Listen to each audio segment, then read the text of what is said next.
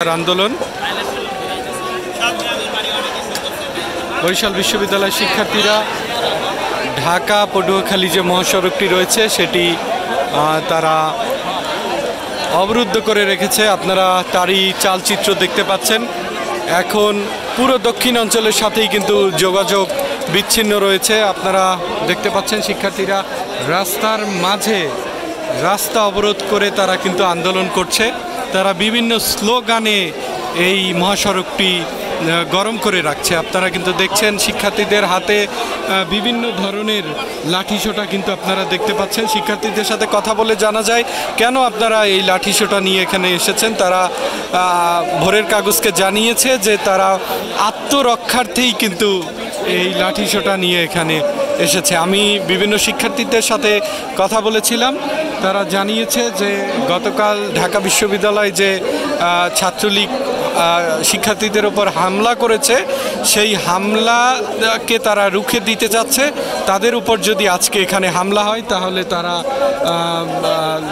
সেটি মোকাবেলা করবে। এর জন্যই কিন্তু সঙ্গে লাঠিসোঁটা রাখা। পুরো দক্ষিণ অঞ্চলের সাথেই কিন্তু যোগাযোগ বিচ্ছিন্ন রয়েছে।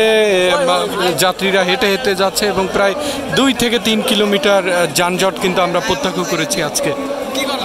আমি একজন শিক্ষার্থীর সাথে কথা বলতে চাই। আমি কি আপনার সাথে একটু কথা বলতে পারি? হ্যাঁ, যে আসলে আপনারা কেন রাস্তা অবরোধ করে রেখেছেন? আচ্ছা, আপনি জানেন এবং সারা বাংলাদেশই জানে যে আমরা কেন রাস্তা অবরোধ করেছি। আমরা প্রথমে হচ্ছে গিয়ে আমাদের কোটা প্রথার বিরুদ্ধে যে আমাদের আন্দোলনটা ছিল সেই আন্দোলন। এবং আপনি দেখতেছেন যে গত দুই দিন থেকে যে আমাদের ভাইদের ওপরে যে অত্যাচার এবং নিপীড়ন চালানো হচ্ছে তার বিরুদ্ধে তার প্রতিবাদে আমরা আজকে রাস্তায় নেমেছি এবং আমরা এর যৌক্তিক সমাধান চাই এবং আমরা দাবি যাতে দ্রুত মেনে নেওয়া হয় সেজন্য সরকারের কাছে আমাদের। দর্শক, আমরা কিন্তু একটা অ্যাম্বুলেন্স যেতে দেখছি। আসলে রাস্তা অবরোধ করে রাখলেও তারা যে এমার্জেন্সি সার্ভিসগুলো রয়েছে সেগুলো কিন্তু তারা ছেড়ে দিচ্ছে। বিশেষ করে কোনো অ্যাম্বুলেন্স যদি এই সড়ক থেকে চলে যায় তাহলে কিন্তু তারা অ্যাম্বুলেন্সগুলো ছেড়ে দিচ্ছে। এছাড়াও বিয়ের গাড়ি সহ আরও যে এমার্জেন্সি বিভিন্ন সেবা রয়েছে সে সেবাগুলো কিন্তু তারা ব্যবস্থা করছে। হ্যাঁ, আপনি কি বলছিলেন? আমি আসলে আপনার কাছে প্রশ্ন যে আমরা দেখতে পাচ্ছি শিক্ষার্থীদের হাতে বিভিন্ন লাঠিসোঁটা।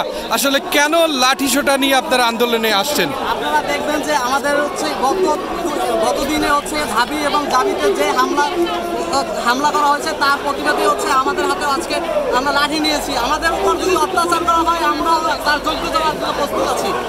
তার মানে আত্মরক্ষার্থেই আপনারা লাঠিসোঁটা রেখেছেন? অবশ্যই আমাদের আত্মরক্ষার প্রয়োজন আছে। ধন্যবাদ। আমি আরেক শিক্ষার্থীর সাথে কথা বলতে চাই। আসলে আজকে আপনাকে প্রথমেই ভোরের কাগজে স্বাগত জানাচ্ছি। আজকে আমরা দেখতে পাচ্ছি যে আপনারা বরিশাল বিশ্ববিদ্যালয়ের শিক্ষার্থীরা ঢাকা পটুয়াখালী মহাসড়কটি আবারও অবরোধ করেছেন এবং আপনাদের আজকে লাঠিসোঁটা নিয়ে কিন্তু এই আন্দোলনে আমরা দেখতে পাচ্ছি। আসলে আপনি এ ব্যাপারে কিছু বলতে চান কিনা? ইতিমধ্যে পুরো দেশবাসী সব জানে দেশে কি চলছে। আমাদের আজ দুপুরে আমাদের বেরোবির এক ভাই আজ নিহত হয়েছে পুলিশের গুলিতে। এখানে প্রশাসন কি করছে? আমাদের আন্দোলন যৌক্তিক একটা দাবি ছিল, সেই দাবিটাকে এতদূর কেন টেনে আনা হয়েছে? এখানে নিশ্চয়ই প্রশাসনের বড় কোনো প্ল্যান আছে। আমরা সরকারের কাছে জবাব চাই। আমার ভাই আহত কেন? আমরা কোটা প্রথা নিপাত চাই এবং আমরা শুধু কোটা না, এখন আমরা সরকারের কাছে জবাব চাই। আমার ভাই আহত হয়েছে, নিহত হয়েছে, আমার বোন আহত হয়েছে, এর দায় কে নেবে? এই রক্তের দায়ভার কে নেবে? ধন্যবাদ। আপনারা ভোরের কাগজের পর্দায় দেখতে পাচ্ছেন যে বরিশাল বিশ্ববিদ্যালয় কোটা সংস্কার আন্দোলন তারা বিভিন্ন লাঠিসোঁটা নিয়ে কিন্তু আন্দোলনে নেমেছে এবং ঢাকা পটুয়াখালী মহাসড়কটি তারা অবরুদ্ধ করে রেখেছে এবং মূলত বিকেল দুপুর 3 ঘটিকা থেকেই কিন্তু এই মহাসড়কটি অবরোধ আছে এবং সাধারণ যে যাত্রী রয়েছে তারা কিন্তু হেঁটে এই সড়কটি পার হচ্ছে। আমরা এখানে দেখতে পাচ্ছি যে আন্দোলনকারীরা অনেকে সময় কাটানোর জন্য কিন্তু ক্রিকেট খেলছে। আপনারা দেখতে পাচ্ছেন।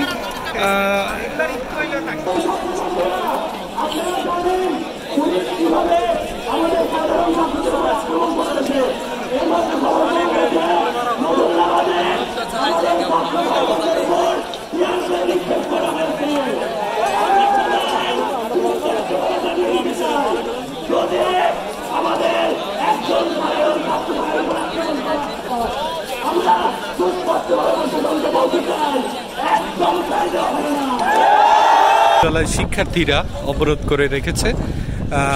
মূলত বিকেল 3 ঘটিকা থেকে তারা এই রাস্তাটি অবরোধ করে রেখেছে। পূর্ব ঘোষিত যে তাদের একটি কর্মসূচি ছিল, সেই কর্মসূচির অনুসারেই কিন্তু এই রাস্তা অবরোধ হয়েছে। আমরা কিছুক্ষণ আগে দেখতে পেয়েছি পুলিশ প্রশাসন তারা কিন্তু সতর্ক অবস্থানে আছে। তারা এখানে যে আন্দোলন হচ্ছে তার থেকে দূরে অবস্থান করে আছে আর কি। তো আপনারা দেখতে পাচ্ছেন যে তারা টায়ার জ্বালিয়ে রাস্তা অবরোধ করেছে এবং আমরা আসলে তারা বিচার চাচ্ছে। এবং দ্বিতীয়ত তারা এতদিন যে কোটা সংস্কার আন্দোলন করার যে দাবি জানিয়ে আসছে সেটি সংস্কার করারও দাবি জানাচ্ছে কিন্তু তারা। আপনারা সরাসরি ভোরের কাগজের পর্দায় দেখতে পাচ্ছেন। আপনাদের সবাইকে ধন্যবাদ।